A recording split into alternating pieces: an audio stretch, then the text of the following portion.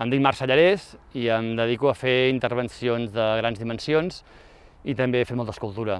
Aquesta és la primera escultura pública tal com a escultura clàssica s'entén i és una peça que està inspirada en un dels projectils que es van utilitzar per les batalles del Bruc que van ser construïts aquí a Manresa. Uns projectils que en deien quadradets que eren fets pels claveters de la ciutat. Hi havia una mancança molt gran de munició i van utilitzar claus reciclats que els forjaven per tenir una cota més gran per poder-los posar dins dels trabucs i les escopetes que van lluitar contra els francesos al Bruc, el 1808, i tenia la particularitat que travessaven les cuirasses dels cuirassers francesos i els podien matar.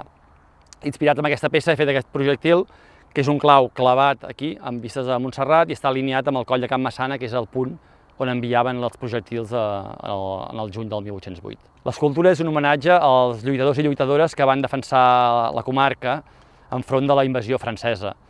A Manresa no hi ha hagut mai cap escultura dedicada als herois del Bruc i aquesta penso que és una peça que perdurarà i que ha de recordar aquest passat gloriós de la ciutat i la comarca. L'escultura és de Seth Corten, fa 4 metres d'alçada i té un pes aproximat d'uns 500 quilos.